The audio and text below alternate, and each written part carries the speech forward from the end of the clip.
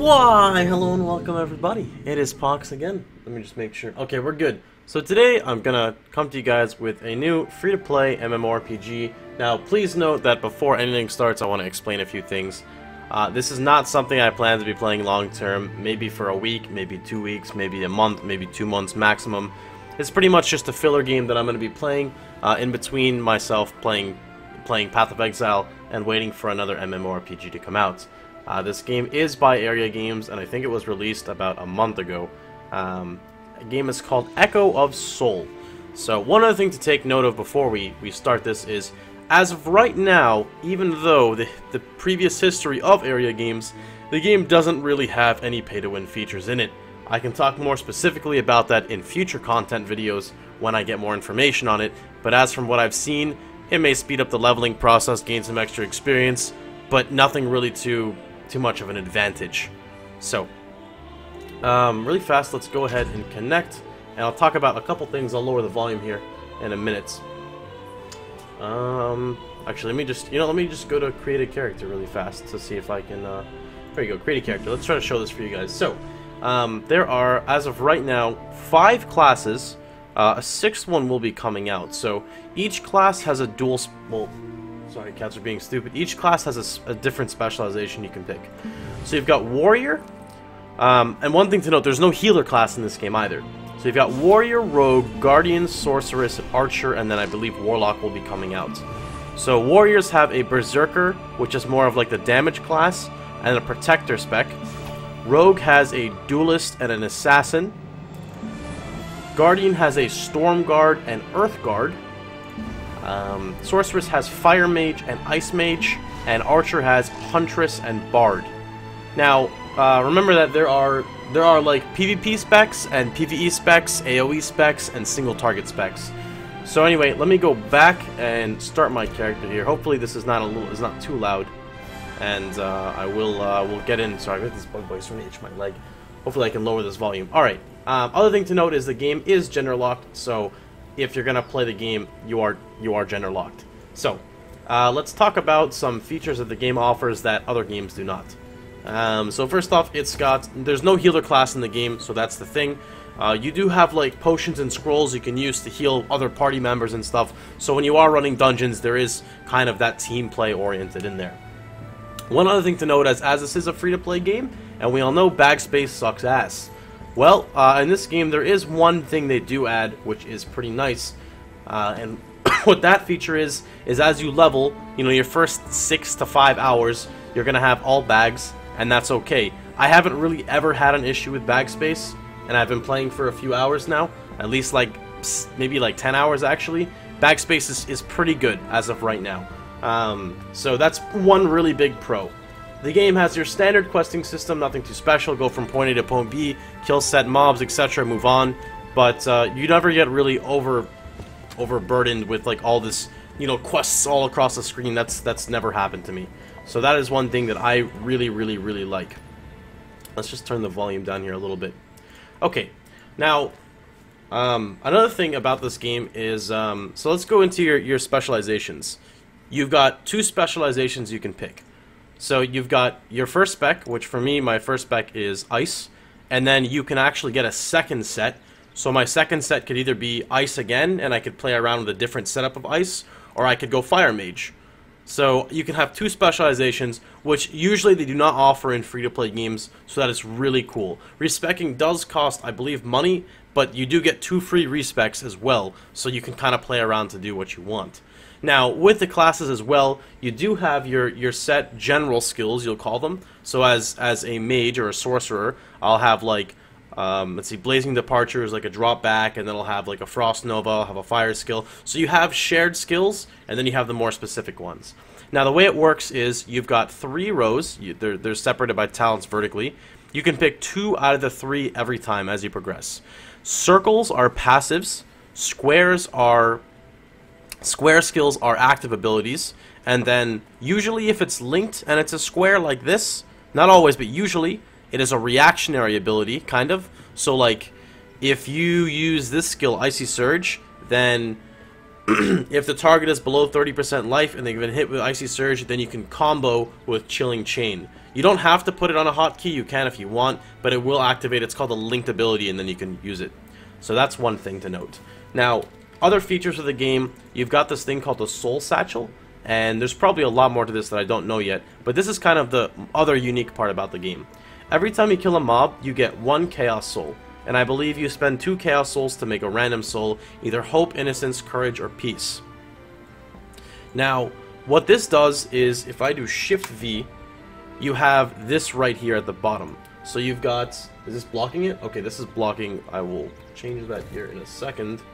Let me just disable. We'll just remove that. Okay, so then you're gonna have this at the bottom, which is called Light of Hope, Shield of Innocence, Flame of Courage, Hand of Peace. These are like temporary buffs that you can use. By using this. So every 2 mobs you kill will get you a Chaos Soul. And if you combine souls with someone else, then it's like half the cost. Anyway, these souls are buffs. So if you look here, Light of Hope, crit accuracy and piercing. Crit accuracy is crit chance. Gives you a buff, casting speed 15%, which is insane. That's a ton of casting speed. Shield of Innocence is more defensive. It's defense and PvP defense. Then you have Flame of Courage, attack speed, and casting speed. Hand of Peace, max HP plus 30%, and break CT. These are buffs that can be used, so I'm going to use one, for example, really fast here. Just go get in combat. The game is tab target based as well, so let's just show you guys.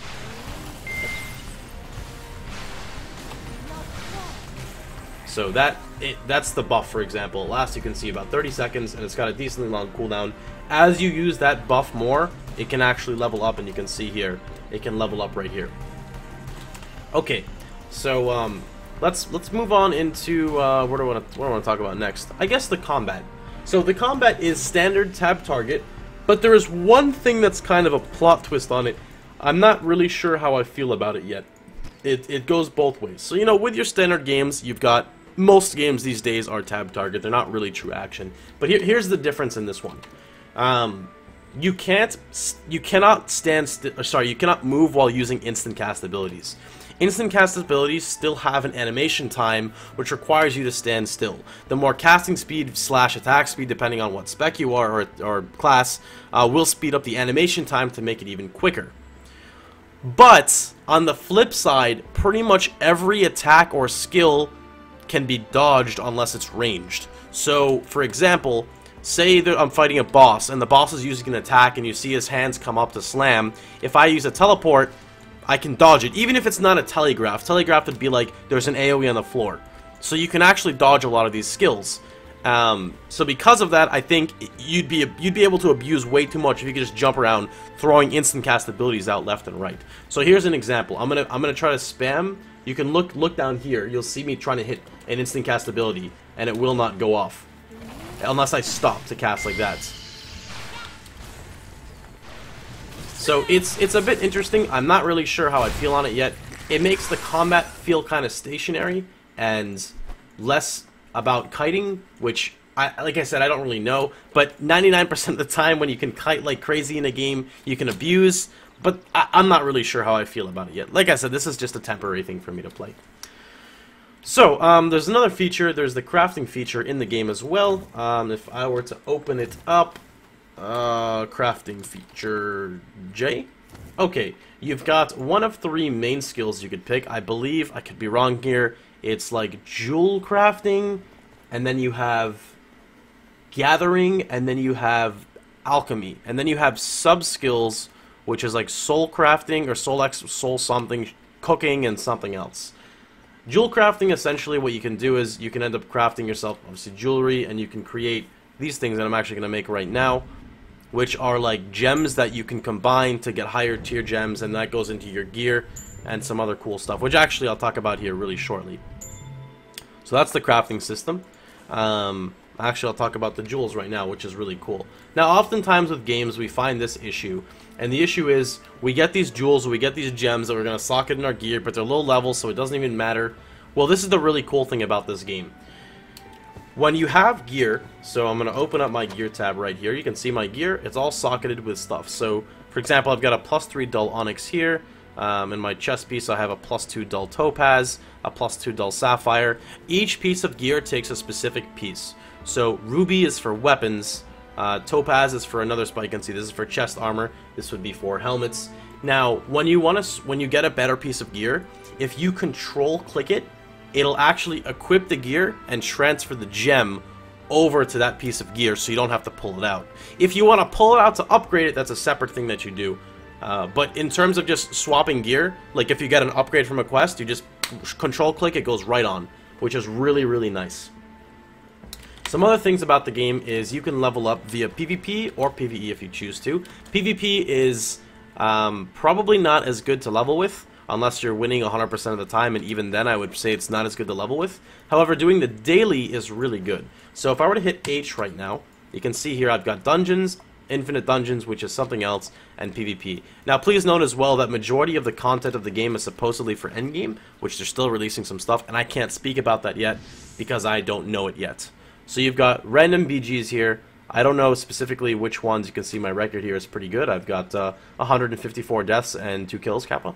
But so you've got hero badges, which are used to buy certain gear, and you've got your random BGs that you can join, which it's okay. The PvP is alright. You get equalized, so like I think it's literally from like 1 to 59 or 1 to 60. I don't know how the tiers go, and your stats get equalized, but your skills are not, so you still like insta-give people.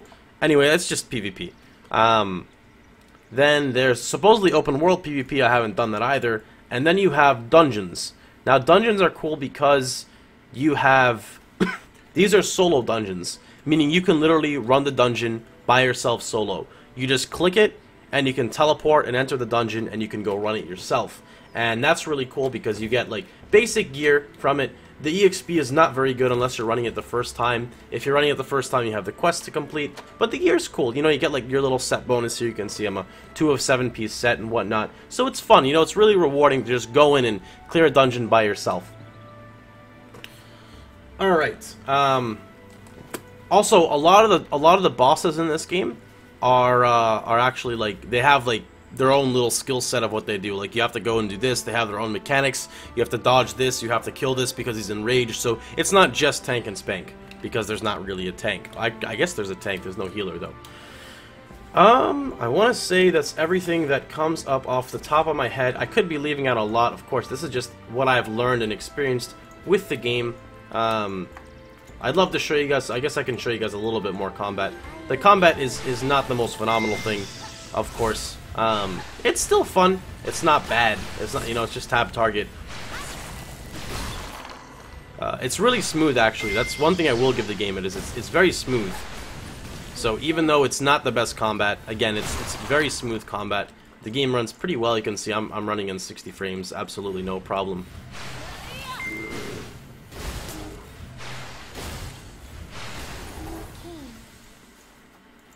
What else? I want to say that's everything off the top of my head. You also do get a cool llama here. So it's a nice little llama. He's very friendly, as you can see. But anyways, that's gonna be it for now, guys. If you have any questions, of course, feel free to drop a link, question, concern, whatever down below.